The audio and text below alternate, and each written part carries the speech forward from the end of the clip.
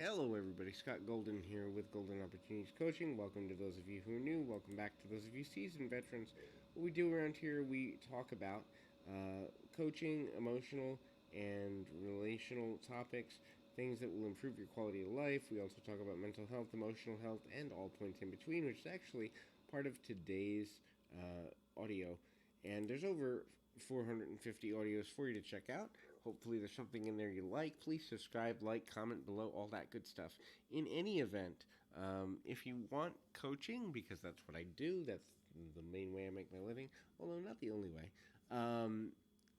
then you can certainly reach out. There's a couple ways to do that. You can send me a message on Twitter at PO Perception. You can also choose to go to the About Me section of this YouTube page and then click on the link to my website. Go there and find out more information and do it that way. Today we're going to talk about emotional maturity. Emotional maturity is being able to understand, respond to, and handle your emotions. Unfortunately, emotional maturity, which I believe should be taught in school curriculums all around the world, because a big part of the reason that we have the challenges we do with social interaction and people not treating each other well is emotional maturity. It's just assumed that we'll pick it up, and I think with all the stimulation that comes in the current generation and the generations that have developed over the last 50 or 60 years and the speed with which we now move, emotional maturity is probably less than it's ever been. So the beginning of emotional maturity is understanding how to know what you're feeling and articulate it properly.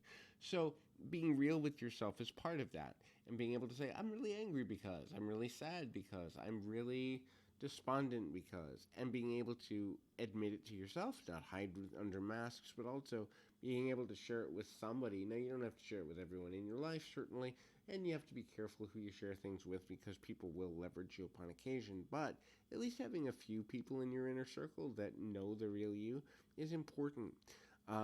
The next is responding to how you feel. Now, responses are important because they're the only things we can continually control. Finding a constructive, progressive response to emotions, positive and negative, is important because when we respond in a way, it represents who we are. It's what people see. And then it allows them to form their opinions of us. And if people see something that doesn't make sense to them, or they see something that is unhealthy or selfish or immature, they're going to make judgments, and then we're right back where we started because the judgments they make may not be indicative of who we want to be seen as or how we want to be known.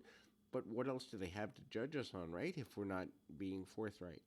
So the next thing is finding a role model of the type of person we want to become.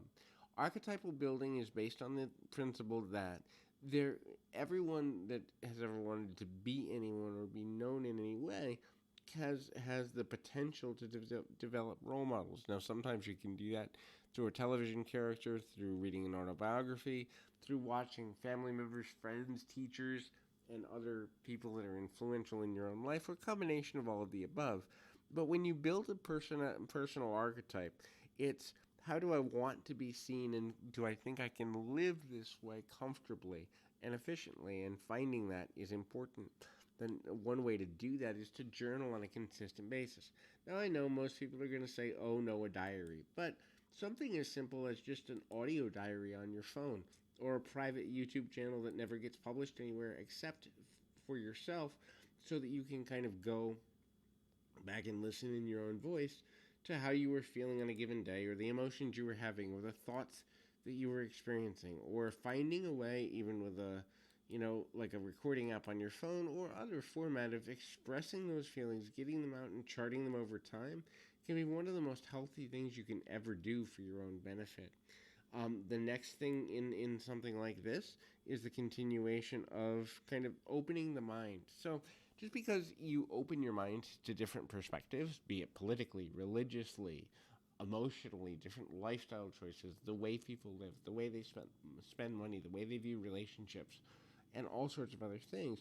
Open-mindedness doesn't mean you have to agree. It doesn't mean you have to walk through life with people that have different values than you, but it does mean, and especially in these very difficult political and social times, the more open-minded you are, the more mature you are.